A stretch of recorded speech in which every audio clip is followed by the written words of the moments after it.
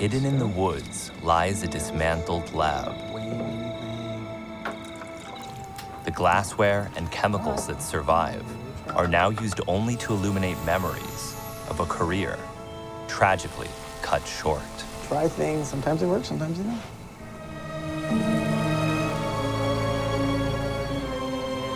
But that's all you're gonna get. That's it. That's nothing. Okay, well, that's science in action. I've been fascinated by psychoactive drugs my whole life. I love to study their chemistry and impact on society. And my work has allowed me to investigate extraordinary substances around the world.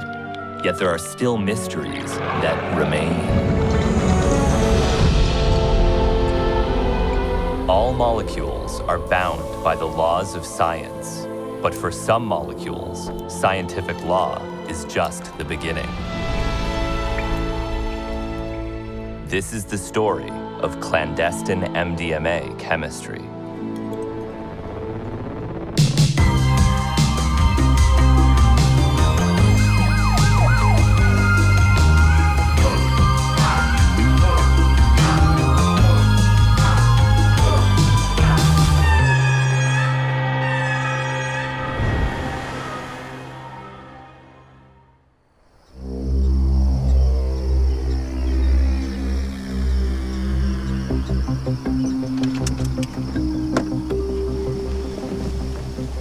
I'm on my way to find a chemist friend of mine who lives in the mountains. Your call has been forwarded to an automated voice messaging system. He was in prison for synthesis of MDMA, and I like him because he's a truly brilliant chemist. He published his work in scientific journals, he synthesized novel compounds, he corresponded with academic researchers, so he was doing all sorts of things that are unheard of in a clandestine lab. And for that reason, he belongs to a small subset of clandestine chemists who I consider true scientists. Hi, Steve, this is Hamilton. I'm actually outside what I believe is your property. So I'm going to his house, more or less unannounced. I haven't spoken with him in months. He doesn't pick up the phone, he doesn't respond to emails, doesn't respond to Facebook messages, doesn't want any visitors, but I'm hoping that he'll change his mind when I arrive. This land is somewhat intentionally difficult to find. I don't know exactly where we're going. I've been here before, but it was in 2013, years ago. But during that time, he was sort of on the verge of some kind of a breakdown.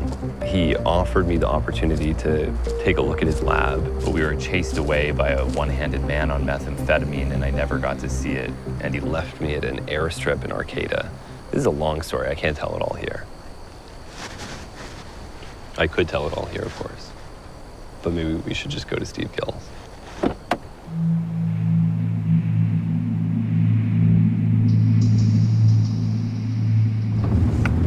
Could that be it?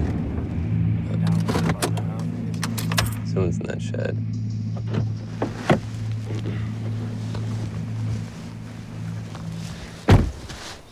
Excuse me.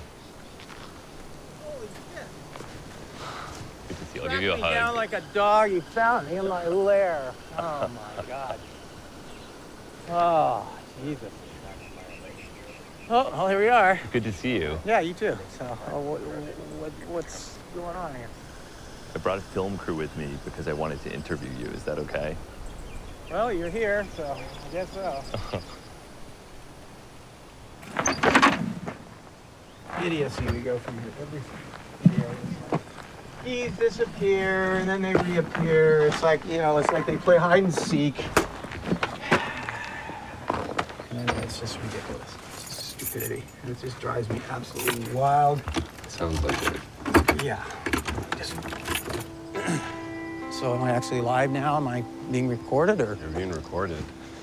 Okay. Anything I say can and will be used against me, either in a court of law or a court of my peers. Oh, that's funny. You seem better than when I last saw you. Yeah, because when you last saw me, I was having my little methoxetamine misadventure. Oh my God, that was like That was epic. Okay, now you're all gonna have to sign a release liability. So if you fall in a hole or something happens to you guys, you're shit out of luck. Okay. This is the cabin we built. We've been living here since Susie's been here since the 70s. We built this in the 80s. But yeah, make yourself home. Susie will show you around. It's very funky and very primitive. Hey,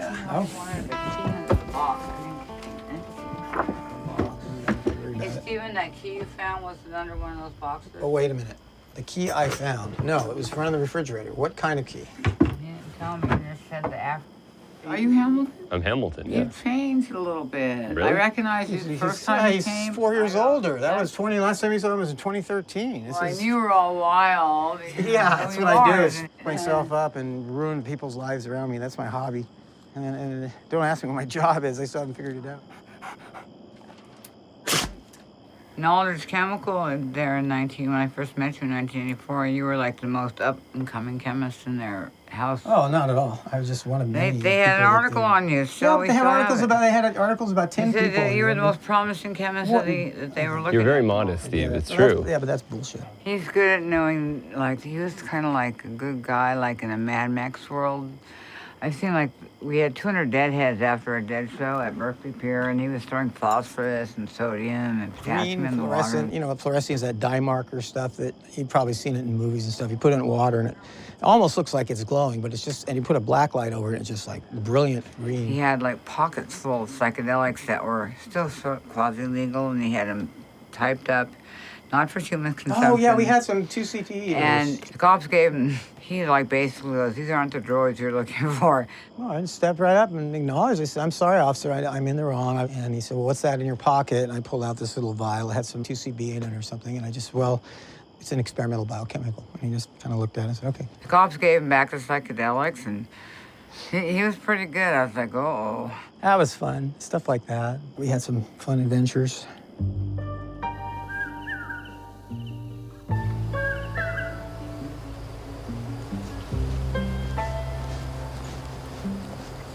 This is the lab? Yeah, it was years ago. We couldn't get in last time I was here. Well, that's because they had it locked, and I didn't want to break the lock, and I was being super impatient. But so This is where it all happened. yeah, but this is what's left. It's a melting point apparatus, magnetic stirrers. This used to be full of ground glassware, like, you know.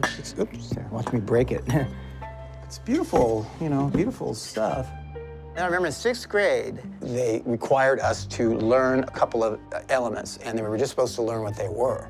But I misunderstood them and took them to say that they wanted us to memorize the atomic symbols for all those. I was already so interested that it was just like I was a sponge. And at that point, of course, you know, ended up with a chemistry set.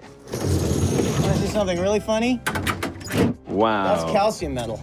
Metallic calcium, and of course it's formed calcium oxide on the outside. This is a metal that's similar to magnesium, except it burns red. So if you were to take a welding torch to that, once you got that going, you know, it'd be pretty spectacular. Can we do it now? Are you kidding me? In this day and age, for you to buy stuff like this, in Arizona, mere possession of ground glassware is a felony if you're not a licensed chemist or you're working with some company. Believe it or not, when I was a kid and when I was into this stuff, you could walk into a Rexall drugstore and they had, you'd ask for it, in the back, they had bottles of ether, bottles of chloroform, bottles of nitric acid, acetic anhydride, if you can believe that. This is in the Rexall in Mill Valley, I kid you not. They literally have a miner would call them up, make an order, send them a postal money order, and I was getting aniline, nitric acid. They had everything. But yeah, in those days, it was wide open. But you know, think about it. The Controlled Substances Act wasn't even passed until 1970. So before that time, it was perfectly legal to even have a lot of the things that we take, you know, like today are like, oh my God. Have you done any chemistry since you were arrested? No, I don't have, you know, the facilities or, these days almost all chemistry is done in China or India. Just like the research chemical market? Yeah, just like everything. As the government began to restrict chemicals and scientific equipment, curious adolescents and clandestine chemists alike faced new obstacles in pursuing their interests. the manufacture of psychedelics moved to China, where controlled substances are replaced by uncontrolled derivatives that are sold without restriction to consumers in the United States. The result has been the distribution of hundreds of new drugs and the loss of a culture of citizen science that once thrived in America.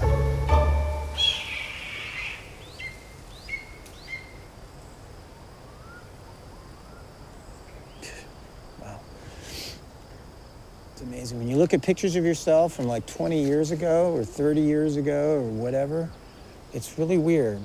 There's a picture of Liquid Light Labs. That was the chemical company that a friend of mine and I had after 1980 to about 1984. Had all sorts of things going on there. We focused mostly on chemiluminescence. And this is just notes from different, reactions that I would try. So that was an actual business license, resale number. And then I'd go home from doing this and then had an MDMA lab and not that far from the campus. So that was fun.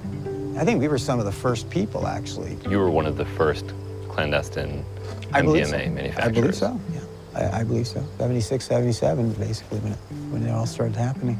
And that was your primary way of supporting yourself, your only way of supporting yourself throughout the 90s? Yeah, once I met Susie and came here, yeah, we were growing pot and making psychedelics.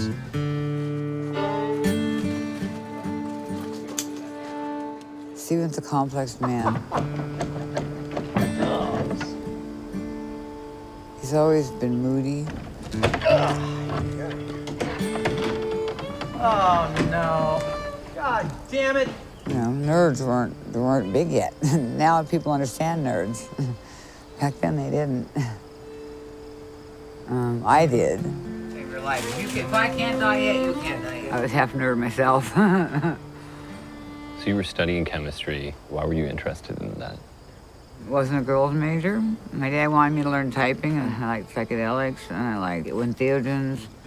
Did you do chemistry work together? Oh, yeah. At first, yeah, we did. He'd bounce ideas off me about new things, and I'd say, okay, he was good for my brain. We got spoiled. We had, before the bust, we didn't have any problem with money. I mean, we made more money than we could possibly spend, and we didn't. We just lived our lives relatively simply. If I simply had, taken all this stuff and, buried it deep or put it in a storage locker, who knows what. There's a lot of things I could have done. But, we were close to the end. We were basically at the point where we had enough precursors to make another 20 or 30 pounds of MDMA when we got busted. And our plan was to just phase out, was just say, okay, well, after that, we'll just do research. So, we were like, God, we're so close. We'll make another $1 million, It'll be like, great, it's fine, no problem. It's here, we don't have to buy any more chemicals. And then these guys roll through and, that was the beginning of the end right there.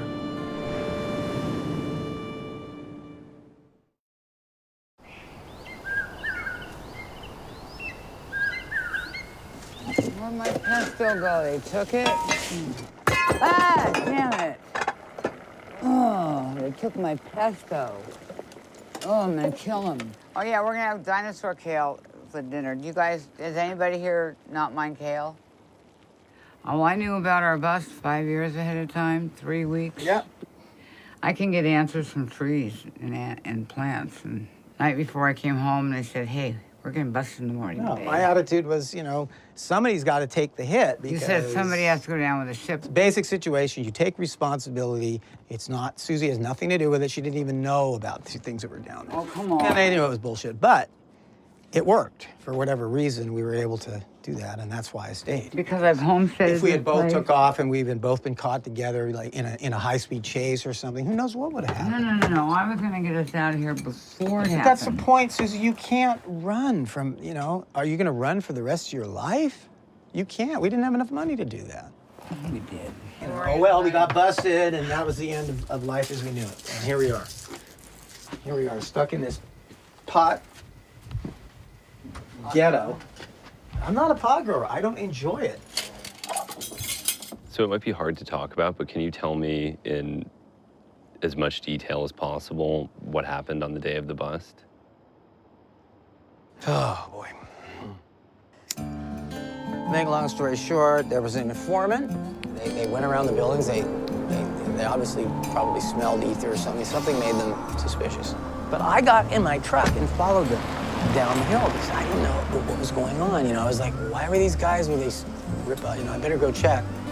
And by the time I got down where I couldn't turn around, I saw it was a sheriff's. You know, I identified myself. I said, yeah, we found that 50 pounds of methylamine down on your property there. What I did was I said, okay, well, let's go up there and look at it. I want to see it. And I said, okay. And then I hopped in my truck and we zoomed off. We zoomed by. I kept going, and you know, they put the siren on. It was like a low speed, you know, high speed chase. Bus. So you tried to escape. Yeah. And I went up and ran off the road right around the corner here and went down and tried to hide behind the trees, but they found me and the guy jumped out with his gun, and then the other cars started with the DOJ guys pulled up, and then there's, you know, 10 guys with guns pointed at you and you better, you know. We did good. It was a good run, you know. I started when I was 19 and I avoided any kind of serious law enforcement stuff until I was 47. So that's a good run by any definition, I think. It's a very sad story, and it would be tempting to say that, you know, the moral is not to make psychedelics illegally or not to make MDMA. But what do you think can be learned from what happened to you? Oh, don't get caught.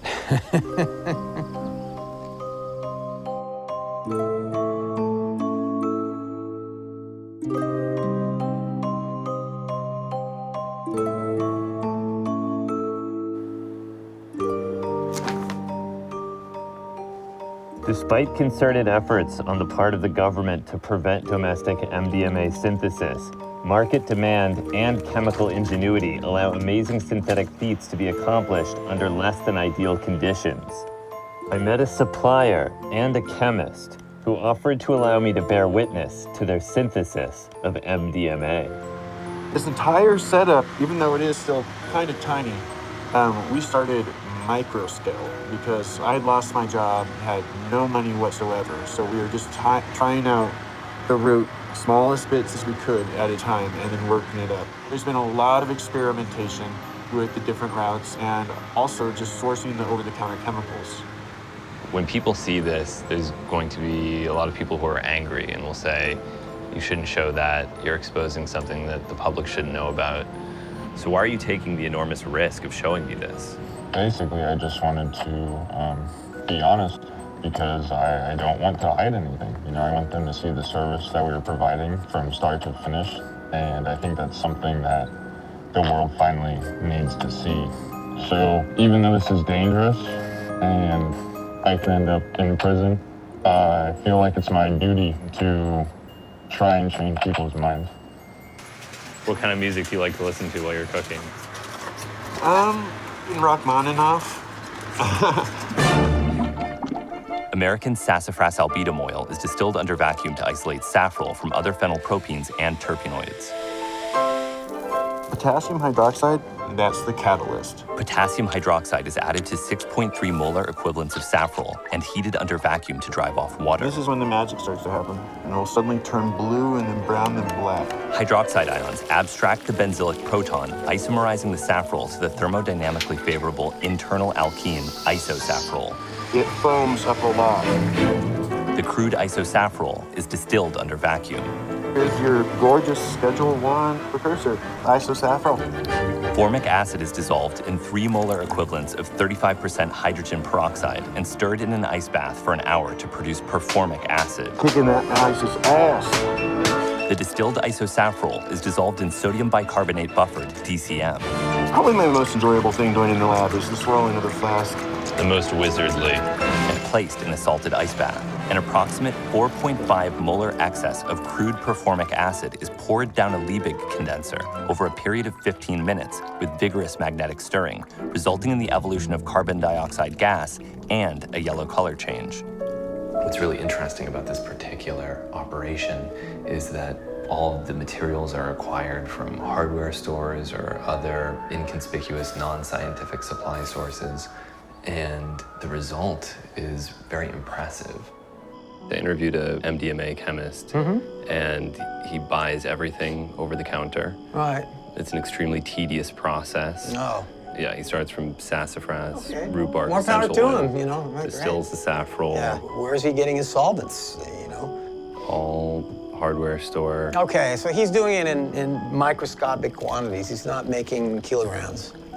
Slowly, he is. This is work that most chemists would never put up with. This is really a feat of patience, of ingenuity, of a lot being made with very little, and I admire that. There's something adventurous and exciting about making chemical love out of things you can get off a hardware store.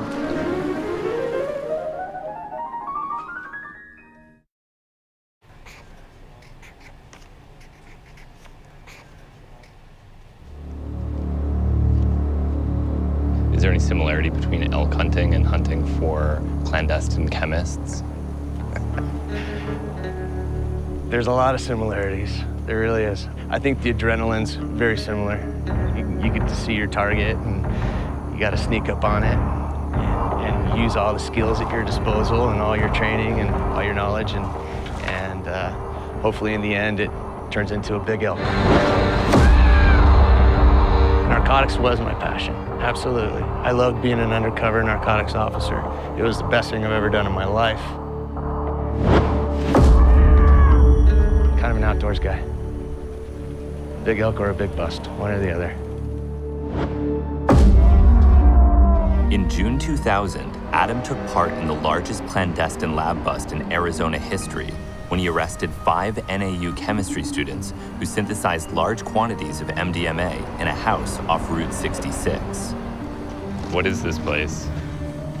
Well, it's, from what I understand, it's type of a salvage yard, but there was a rental property right here. Who discovered this location? Oh, hours of surveillance. Hours of surveillance and just good old-fashioned police work.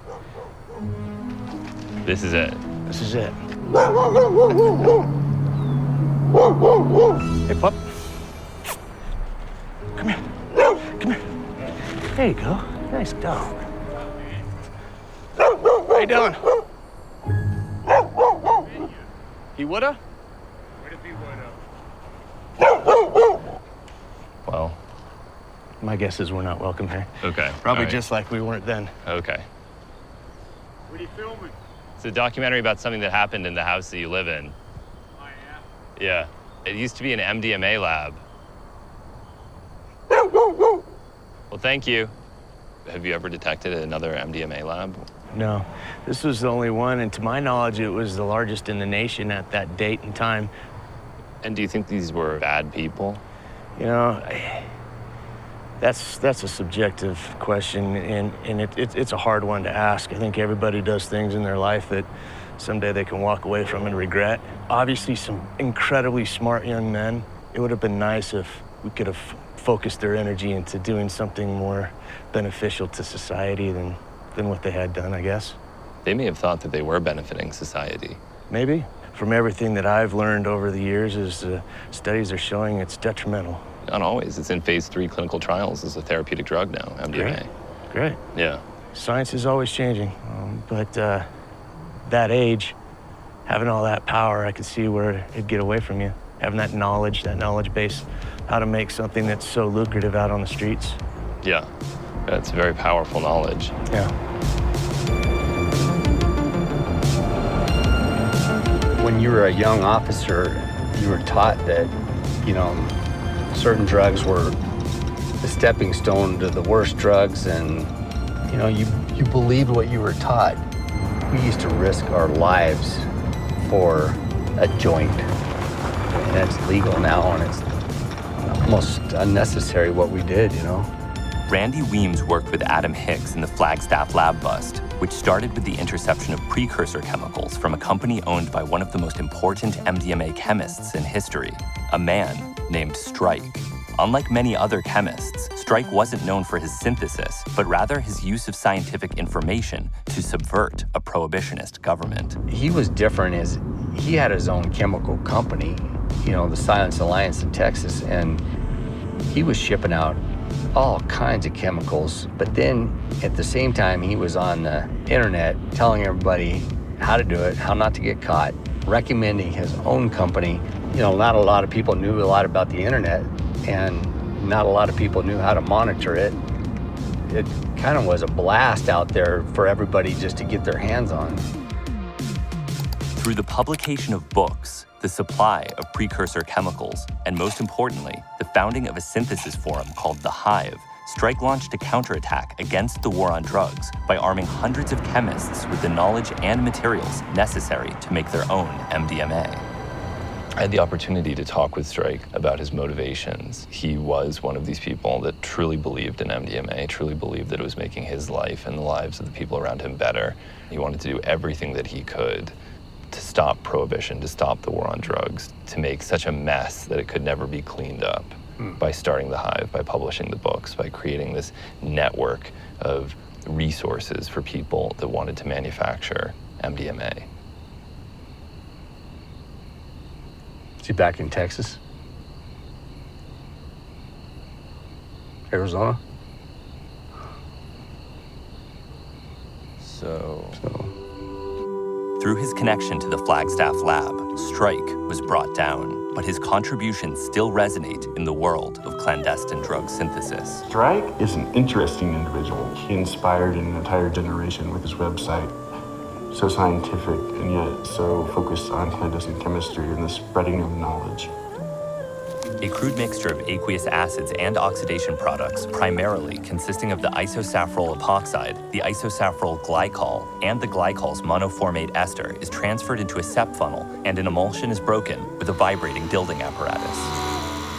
So about finding just the right spot. The mixed isosafryl oxidation products are dissolved in methanol, heated to 70 degrees Celsius, and treated with an approximate 3.8 molar excess of 15% hydrochloric acid, which hydrolyzes the isosafryl glycol monoformate ester, opens the isosafryl epoxide, and initiates a pinacol rearrangement on the resulting isosafryl glycol. After 2 hours, brown droplets of MdP2P oil begin to rise and fall from the surface of the reaction mixture in a convection current. The crude MdP2P oil is purified via vacuum distillation. Sheets of aluminum foil are run through a paper shredder, followed by a food processor.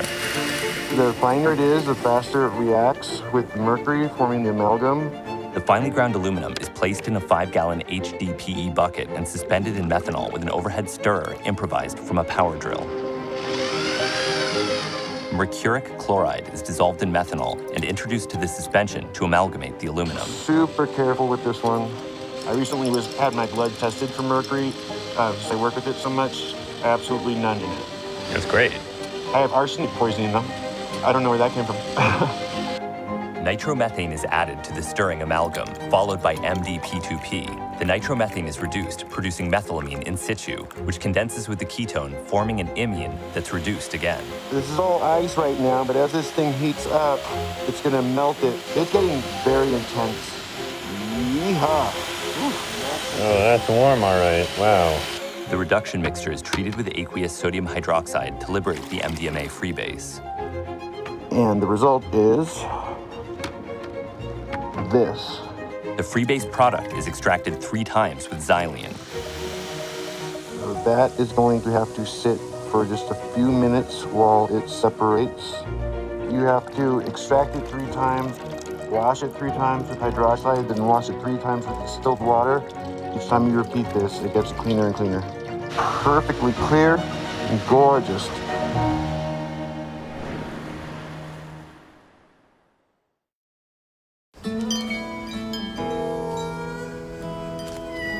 I'm in Northern California at the lab of Steve Gill. He was one of the most prolific clandestine chemists in history and made such a large variety of different compounds that his work rivals many academic or industrial chemists. It's hard to name a single psychoactive drug that he did not synthesize. And who knows what he would have done if he hadn't been arrested. Simple job. This is just the epitome of this place. It's a simple job. 30-second job. This is going to take half an hour, 45 minutes to do. What was the motivation? Was it profit, curiosity? Oh, God, when I was 19, I was excited about doing it. You know, I didn't even think about making money at it. But I mean, it costs money to do. Is there a reason you chose not to pursue this academically? If I had seen an academic they're out. By the time I was, in 71, I was, I'm 72, I was already doing this thing. But it was too late. I tasted the forbidden fruit. It was just too fun to be able to just do it myself and not have anybody tell me what to do. Had a couple of problems at school, I dropped out of college a couple of times, and that made it seem less likely that I'd be accepted in an academic setting. But yeah, sometimes I wonder if, my life would have been very different if I had done that.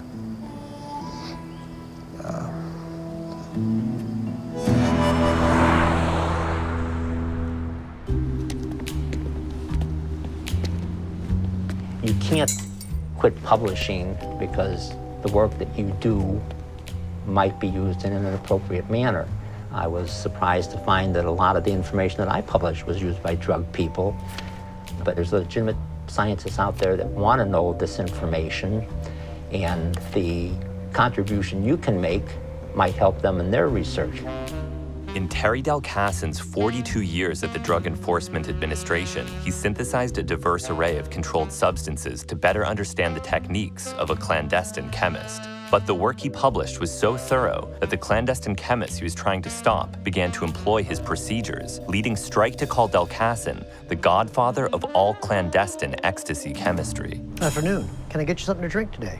Do you have Pepsi? I have a RC Cola. Oh, my favorite. Okay. Yep, and for I'd you? like that. Could I have black tea? Black tea? Take care of that. Thank you. Okay. Agents typically don't have scientific backgrounds. They're hired to be law enforcement people, and that's why when there's a clandestine lab, a chemist always goes along with them. And I had the opportunity to work with a lot of really, really good people. As time went on, I got to be more interested in MDA, MDMA. I was actually friends with Dr. Alexander Shulgin. He was always very gracious, really smart guy. It was a pleasure to have known him. He did work that was not entirely different from the work that was being done at a lot of the labs that the DEA busts. In fact, his lab was raided by the DEA. Yes. It was like the Wild West when I started off. He had a lot of latitude, and now things have become pretty regimented. Dr. Shulgin actually is considered a friend of DEA up until the publication of PCAL and then subsequently TCAL, where it was perceived that he was promoting drug use rather than trying to stop it. They told me I couldn't have any contact with him in the future. That cut off a good source of information for me, because it was never a case of that. Dr. Shulgin was always straight up and down the line with me. He was always a gracious host. It was a real pleasure to have known the gentleman. And I've known other people, some were clandestine chemists who did work that was not entirely different from Shulgin's work, yet these are people that end up in prison for the work they do. Do you think that there's something wrong with that? Well, unfortunately for the clandestine chemists, they didn't have the authority to make the drugs that I had. Who knows if things had been different for me? I could have been a druggie. Could have hooked up with the wrong group of people and ended up doing 15, 20, 25 years in jail for synthesizing illegal drugs just because I liked synthesis. For people that have never met you, that don't know you, that don't know about Alexander Shulgin, it's hard to communicate why your work was so interesting, because you weren't just studying the labs, you've also performed these syntheses yourself. That was the greatest part of my career, because I just loved going and doing drug synthesis. Could you tell me about some of the drugs that you synthesized? I don't know, I'd have to just go down the list. Just give me the overview, tell me. The MDA compounds. MDA, MDMA, MMDA, MMDA2. 2C compounds. 2CB, 2CE, 2CD, DOM. Made a number of tryptamines, dimethyldiethyl. DMT, DET, DIPT. Dipropyl and diisopropyltryptamine. Aminorex itself, methamphetamine itself. Methamphetamine is very easy to make. All the thiols starting with 2CT, 2CT2, 2CT7, 2CT21. Methaqualone, and mecloqualone. Oh, the Aleph, of course, I made several of the Aleph series. Phencyclidine was hot. PCP. Oh, yeah, of course. Oh, and then I also made a couple of Aminerex analogs. I made the methylendoxyaminerex. I was like the first person to do that. I did that back in the 90s. In the course of researching and reading about these things, did you ever feel as if you should try them yourself? Probably not. 2CB, gosh, there was a couple times where Susie and I ate 100, 150 milligrams, you know. I just never had any desire. You know, we're driving down some dirt road in the desert and we're both melting down. Just give me a good candy bar and I'll be happy. Twix if I have my choice. When both doors pop out, we both like roll onto the ground and we're like, oh my God. Now, Justin, between you and me, have you illicitly made any drugs?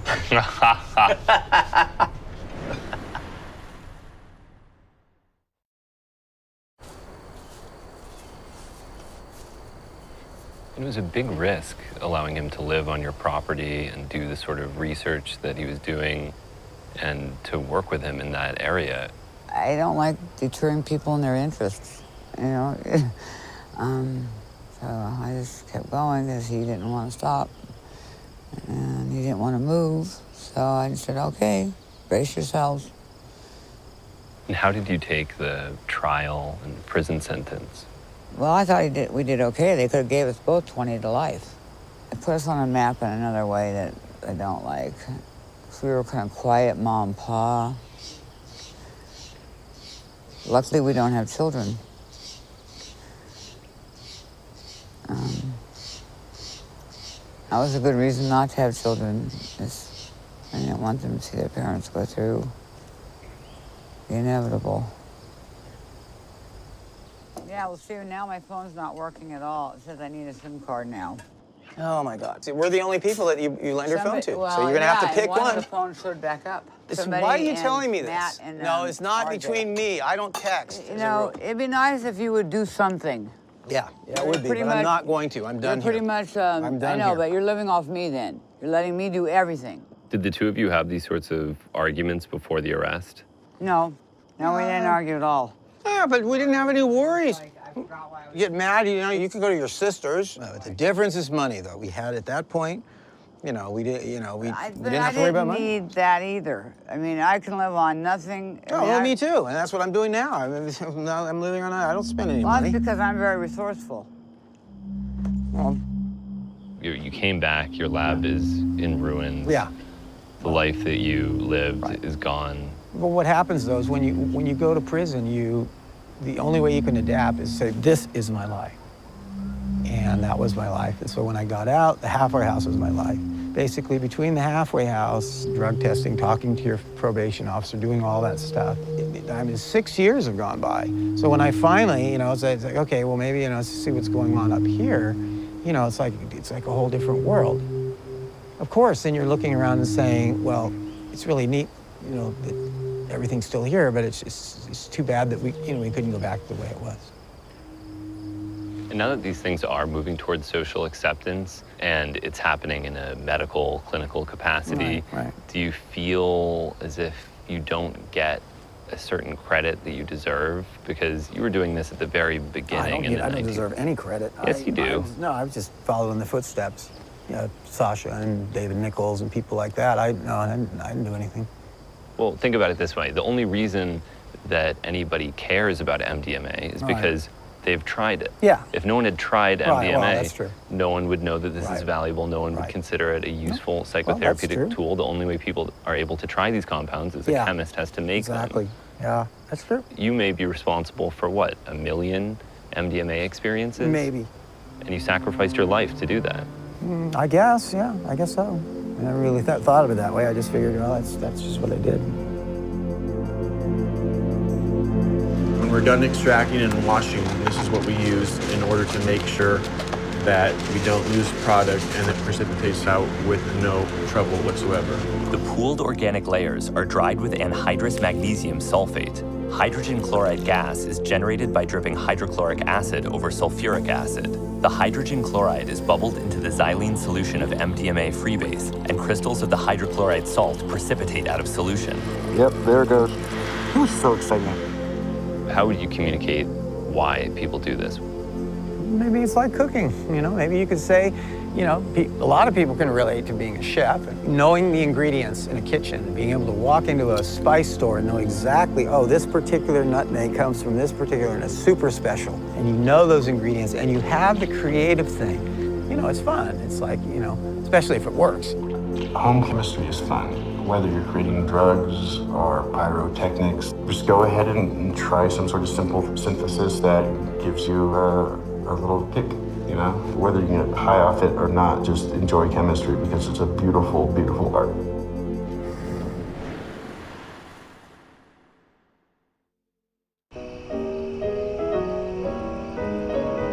The MDMA hydrochloride slurry is poured into an improvised Buchner funnel and dried under vacuum. Then washed with chilled anhydrous acetone from a spray bottle. The hydrochloride salt is dissolved in heated isopropanol to form a saturated solution, then allowed to crystallize overnight. Finally, residual isopropanol is stripped under vacuum. And voila. That is the product. Purified crystal MDMA hydrochloride. That's my goal. I just want to spread love.